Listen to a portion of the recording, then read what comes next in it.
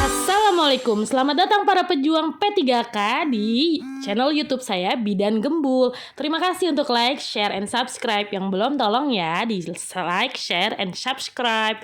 Terima kasih. Oke, kita lanjut ke materi selanjutnya, materi pokok soal kompetensi teknis bidan sesuai Kemenpan RB 2023. Kemarin kita sudah ada bahas beberapa materi di video-video sebelumnya. Sekarang sampai kita ke materi kala 1 persalinan.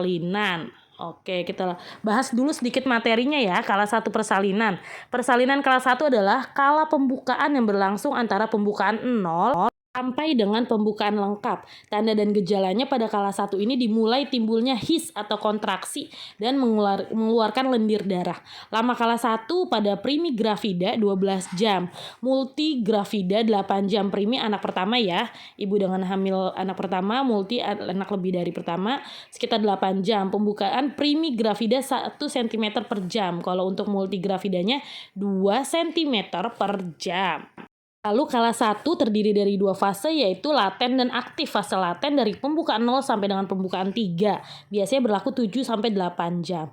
Sekarang fase aktif berlangsung selama 6 jam. Fase aktif terdiri dari 3 fase. Fase akselerasi, yaitu dalam waktu 2 jam pembukaan 3 cm menjadi 4 cm. Fase dilatasi maksimal yaitu dalam waktu 2 jam terjadi pembukaan sangat cepat dari 4 sampai ke 9 cm. Kalau fase deselerasi yaitu pembukaan menjadi lamban kembali dalam waktu 2 jam. Pembukaannya dari 9 cm menjadi lengkap. Kala 1 persalinan itu bisa terjadi komplikasi seperti partus lama, ketuban pecah dini, dan komplikasi kala 1 juga dapat terjadi pada janin. Sehingga penting bagi petugas kesehatan untuk memastikan keselamatan dan kondisi janin. Asuhan kebidanan persalinan kala 1 meliputi pemeriksaan fisik pada ibu bersalin, pemeriksaan dalam atau vaginal toucher atau VT, lalu persiapan alat, bahan, dan obat-obatan untuk asuhan persalinan, nifas, dan bayi baru lahir. Oke, sekarang kita lanjut ke soal untuk kala 1 persalinan ya teman-teman semuanya. Kita bahas sama-sama ya. Nomor 1, Nyonya Loli, 25 tahun, G1P0A0, hamil 39 minggu, datang ke puskesmas pukul 9. Mengeluh perutnya kenceng-kenceng, hasil pemeriksaan KU-nya baik, tensi darah 120/70, TFU 32 cm, kepala sudah masuk 2/5. Hasil VT pembukaan serviks 8 cm, selaput ketuban masih utuh, ibu mengatakan cemas menghadapi persalinan. Diagnosa kebidanan Nyonya Loli adalah A. Infartu kala 1 fase aktif akselerasi, B. Infartu kala 1 fase aktif dilatasi maksimal, C. Fase aktif deselerasi, atau D. Kala 1 fase laten. Oke, kita lihat ya teman-teman ya. Kita lihat di fokus kasusnya. Di sini ibu hamil udah 39 minggu. Langsung aja ke pembukaan serviksnya 8 cm. Nah, kalau 8 cm ini masuknya ke fase apa nih? Yang jelas ini dia fase aktif. Berarti D coret ya. Nah, fase aktifnya apa? Akselerasi, dilatasi maksimal, atau deselerasi. Kita lihat. Oke, kalau untuk akselerasinya tadi ya 3-4 cm. Lalu dilatasi maksimalnya 4 menjadi 9 dan deselerasinya 2 menjadi 9. Di sini pembukaannya adalah pembukaan 8. Berarti masuknya ke fase fase dilatasi maksimal ya teman-teman ya. Berarti jawabannya B ya teman-teman ya. Oke, lanjut soal nomor 2 masih dengan soal yang sama ya. Nyonya Lolinya 25 tahun, G1P0A0, hamil 39 minggu, datang ke puskesmas pukul 9, mengeluh perutnya kencang-kencang, hasil pemeriksaan KU baik, tekanan darah 120/70, lalu kepala sudah masuk 2/5, hasil VT pembukaan 8, selaput ketuban masih utuh, ibu mengatakan cemas menghadapi persalinan. Sesuai dengan kasus Nyonya Loli, penurunan kepala berada pada Hodge. Oke, kita lihat ya di sini ya, berarti ini tentang Hodge. Kalau tentang Hodge berarti fokus kasusnya kita lihat dari hasil pemeriksaannya yaitu perihal penurunan kepala. Nah, di kasus ini penurunan kepalanya sudah masuk 2/5.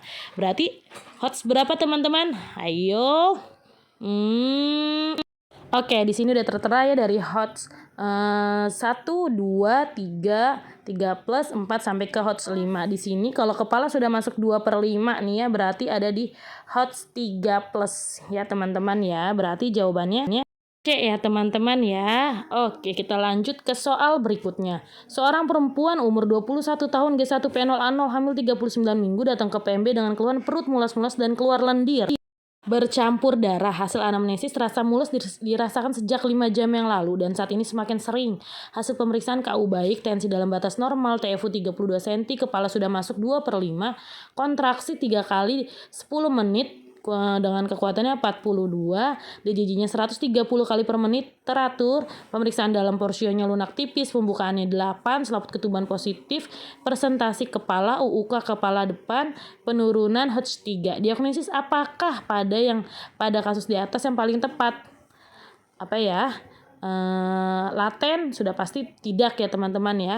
Aktif, ada aktif akselerasi, aktif deselerasi, atau aktif dilatasi maksimal. Nah, di sini masih pembukaannya 8 ya. Hampir mirip-mirip sama kayak yang tadi ya. Berarti masuknya ke infartu kala 1 fase aktif dilatasi maksimal yang ya, jawaban nomor 3. Oke, kita lanjut ke soal berikutnya, soal nomor 4. Seorang perempuan umur 33 tahun G2 P1A0 umur kehamilan 40 minggu sedang dalam persalinan kala 1 di BPM sejak 4 jam yang lalu. Dengan keluhan mulus sekali, hasil anamnesis sakit melingkar dari perut depan tembus ke belakang sejak di rumah hingga 1 jam lalu dan saat ini rasa sakit berkurang. Hasil pemeriksaan KU baik, tekanan darah dalam batas normal, TFU 33, presentasi kepala, DJJ 140, kontraksi 2 kali 10 menit selama 25 detik, pemeriksaan dalamnya porsionya tebal dan lunak, pembukaan serviksnya 6, ketuban positif H2. Kelainan apakah yang terjadi pada kasus tersebut? Oke, baik teman-teman, kita lihat di sini fokus kasusnya ya, sudah 40 minggu, lalu ada kontraksi. Keluhan mulai sekali semakin berkurang, rasa sakitnya semakin berkurang. Nah, berarti ada masalah di situ, dari kontraksinya itu ada masalah. Masalah dalam kontraksi itu bisa disebut inersia uteri. Nah, di sini inersia uteri itu his yang tidak adekuat atau abnormal ditandai dengan kontraksi uterus yang jarang, yaitu kurang dari 3 kali dalam 10 menit dengan ditunjukkan dengan terjadinya perpanjangan kala 1 fase aktif karena otot rahim kurang maksimal dan efisiensi dalam berkontraksi sehingga tidak mampu menghasilkan dilatasi serviks dan mendorong janin keluar.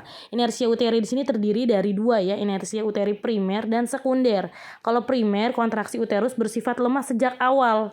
Kalau sekunder terjadi apabila sifat his baik atau normal pada awal mula persalinan lalu akan berkurang, melemah karena otot-otot uterus yang mengalami kelelahan akibat persalinan yang lama.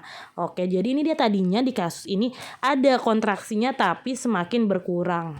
Berarti kalau seperti itu, berarti ini masuknya dari inersia uteri sekunder ya, yang tadinya ada his atau ada kontraksi menjadi berkurang. Oke, jawabannya B ya teman-teman. Oke, kita lanjut soal nomor 5. Seorang perempuan umur 30 tahun infartu kala 1 fase aktif datang ke PMB.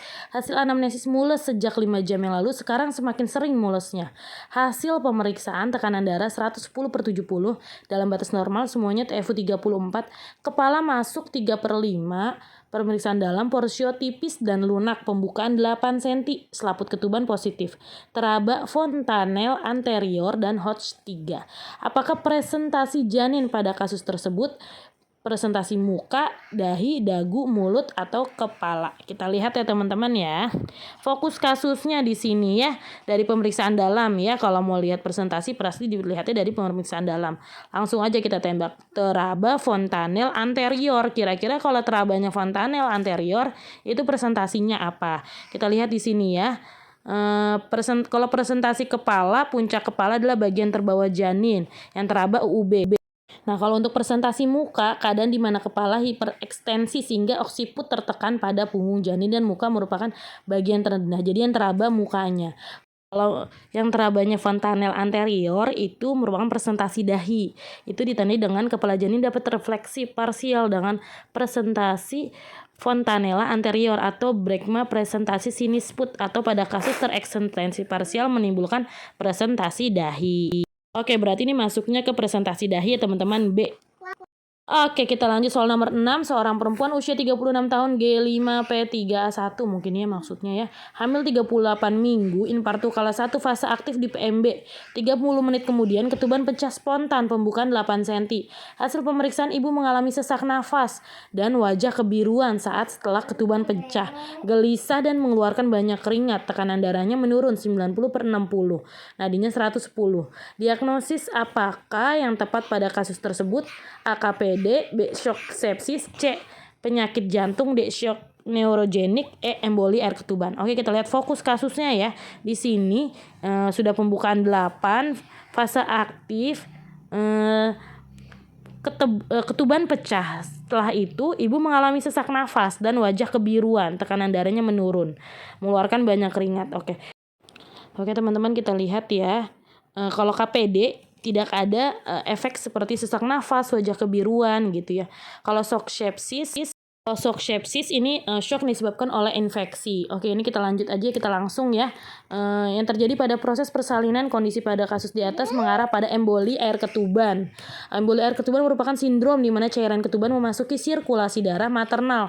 Tiba-tiba terjadi gangguan pernafasan yang akut dan shock yang ditandai seperti sesak nafas, wajah kebiruan, terjadi gangguan sirkulasi jantung, tekanan darah mendadak turun dan nadi kecil atau cepat. Oke, pada umumnya emboli air ketuban terjadi secara mendadak dan didiagnosa emboli air ketuban harus pertama kali dipikirkan pada pasien hamil yang tiba-tiba mengalami kolaps. Oke, jadi jawabannya ya teman-teman, emboli air ketuban. Oke, itu aja ya teman-teman untuk latihan soalnya dan materi kelas 1 persalinan. Semangat ya pejuang Garuda, teman-teman P3K semua. Terima kasih, mohon maaf jika ada salah kesalahan. Terima kasih, jangan lupa untuk like, share, and subscribe. Thank you, see you.